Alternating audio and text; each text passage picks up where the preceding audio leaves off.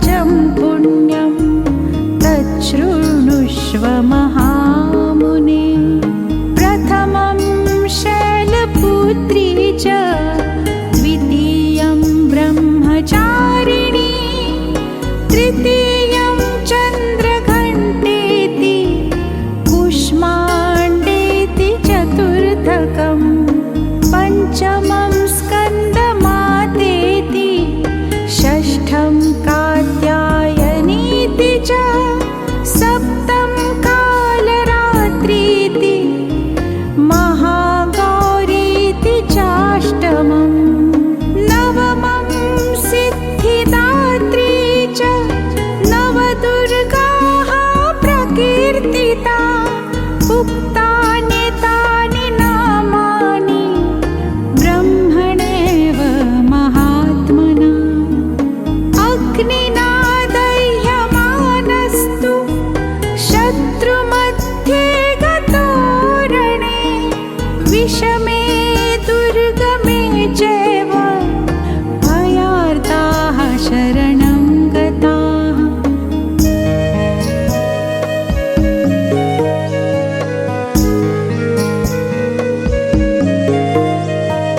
न तेषां जायते किञ्चिदशुभं रणसङ्कटे नापदं तस्य पश्यामि शोकदुःखभयं नहि। यस्तु भक्त्या स्मृता नूनं तेषां वृद्धिः प्रजायते। ये त्वां स्मरन्ति देवेशि रक्षसे तान्न संशयः। प्रेतसंस्था तु चामुण्डा वाराही महिषासना इन्द्रिगजसमारूढा वैष्णवी गरुडासना माहेश्वरी वृषारूढा कौमारी शिखिवाहना लक्ष्मीः पद्मासना देवी पद्महस्ता हरिप्रिया श्वेतरूपधरा देवी ईश्वरी वृषवाहना ब्राह्मी हंससमारूढा सर्वाभरणभूषिता। इत्येता मातरः सर्वाः सर्वयोगसमन्विताः नानाभरणशोभाढ्या नानारत्नोपशोभिताः।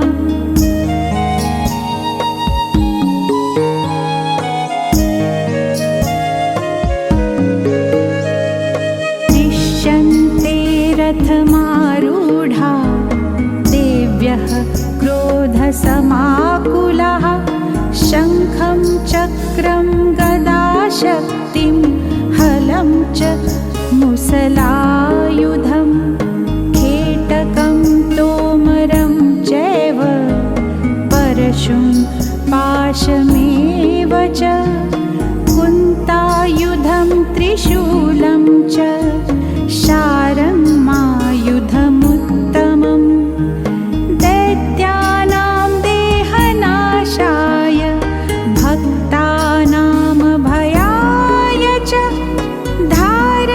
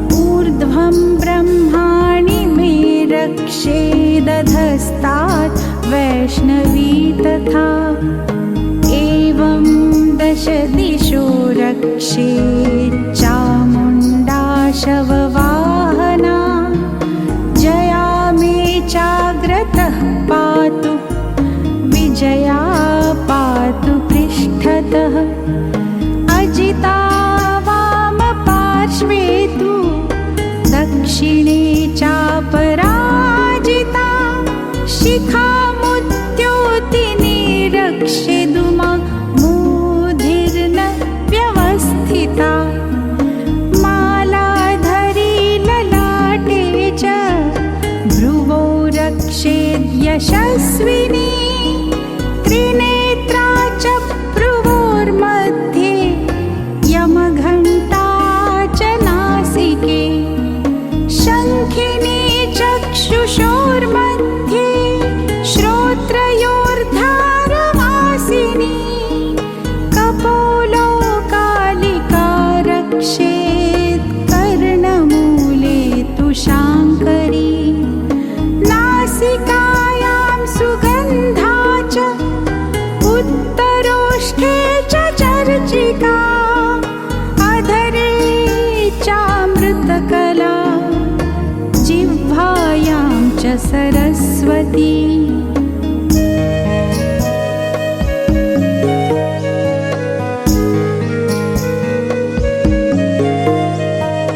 दन्तान् रक्षतु कौमारी कण्ठदेशे तु चण्डिका घण्टिकां चित्रघण्टा च महामाया च तालुके कामाक्षी चिबुकं रक्षेत् वाचं मे सर्वमङ्गला ग्रीवायां भद्रकाली च पृष्ठवंशे धनुर्धरी नीलग्रीवा बहिः कण्ठे नलिकां नलकूबरी स्कन्धयो खड्गिनी रक्षेत् बाहू मे वज्रधारिणी हस्तयोर्दण्डिनी रक्षेत् अम्बिका चाङ्गुलीषु च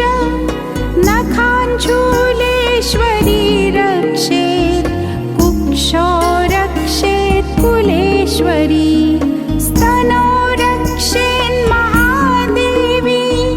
मनः शोकविनाशिनी हृदये ललिता देवी उदरे शूलधारिणी नाभौ च कामिनी रक्षेत् गुह्यं गुह्येश्वरी तथा पूतना कामिका मेढ्रं गुदे महिषवाहिनी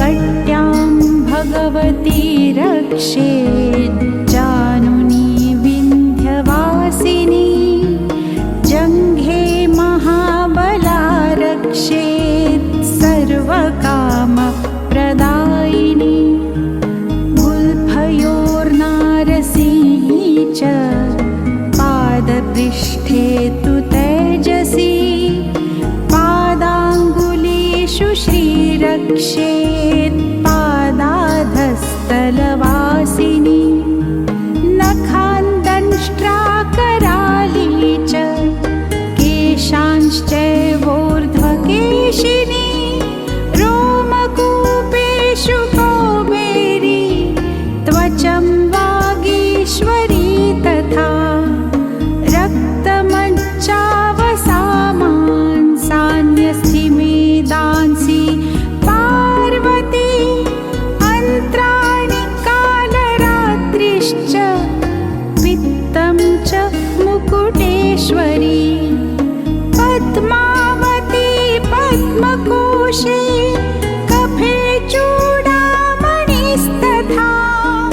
ज्वालामुखी नखज्वालामभेद्या सर्वसन्धिषु शुक्रं ब्रह्माणि मे रक्षेत् परमेश्वरी तथा अहङ्कारं मनोबुद्धिं रक्षेन्मे धर्मधारिणी।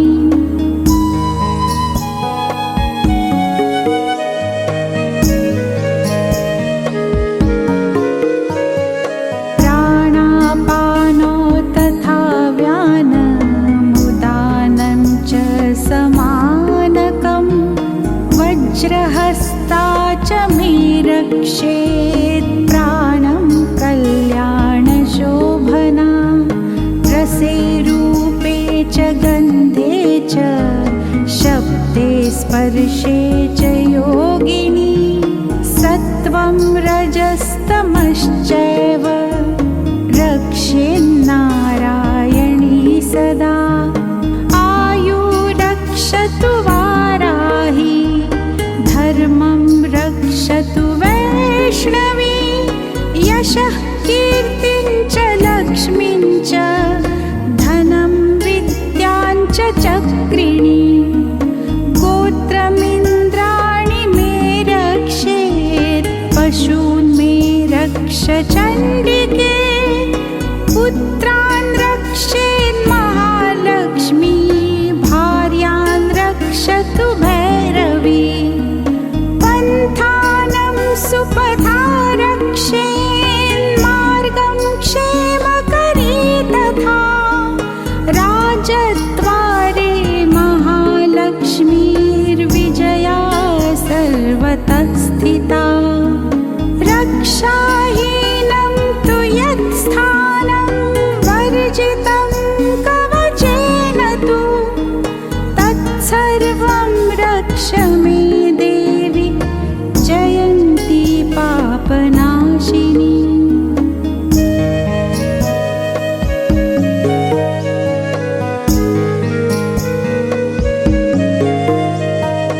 पदमेकं न गच्छेत्तु यदीच्छेच्छुभमात्मनः। कवचेनावृतो नित्यं यत्र यत्रैव गच्छति। तत्र तत्रार्थलाभश्च विजयः सार्वकामिकः। यं यं चिन्तयते कामं तं तं प्राप्नोति निश्चितं। परमैश्वर्यमतुलं प्राप्स्यते भूतले पुमान्। निर्भयो जायते मर्त्यः सङ्ग्रामेष्वपराजितः। त्रैलोक्ये तु भवेत् पूज्यः कवचेनावृतः पुमान्। इदं तु देव्याः कवचं देवानामपि दुर्लभम्। यः पठेत् प्रयतो नित्यं त्रिसन्ध्यं श्रद्धयान्वितः।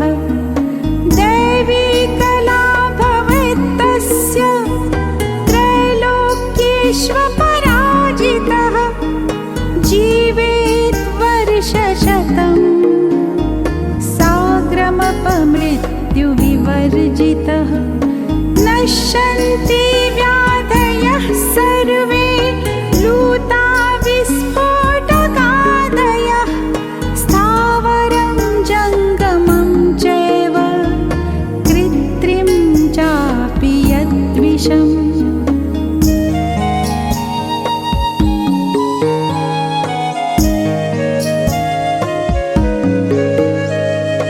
अभिचाराणि सर्वाणि मन्त्रयन्त्राणि भूतले। भूचराः खेचराश्चैव जलजाश्चोपदेशिकाः। सहजा कुलजामाला डाकिनी शाकिनी तथा। अन्तरिक्षचरा घोरा डाकिन्यश्च महाबलाः। ग्रहभूतपिशाचाश्च यक्षगन्धर्वराक्षसाः। ब्रह्म राक्षसवेतालाः कूष्माण्डा भैरवादयः नश्यन्ति दर्शनातस्य कवचे हृदि संस्थिते मानोन्नतिर्भवेत्राज्ञस्तेजो वृद्धिकरं परम् यशसा वर्धते सोऽपि कीर्तिमण्डितभूतले जपेत् सप्तशतीं चण्डीं कृत्वा तु कवचं पुरा यावत् भूमण्डलं धत्ते सशैलवनकाननं तावत् तिष्ठति मेदिन्यां सन्तति पुत्रपौत्रिकी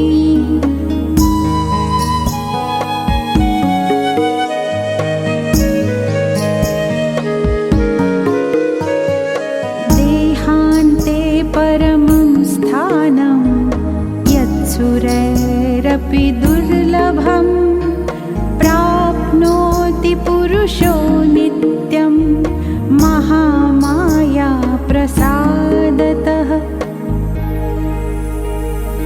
लभते परमं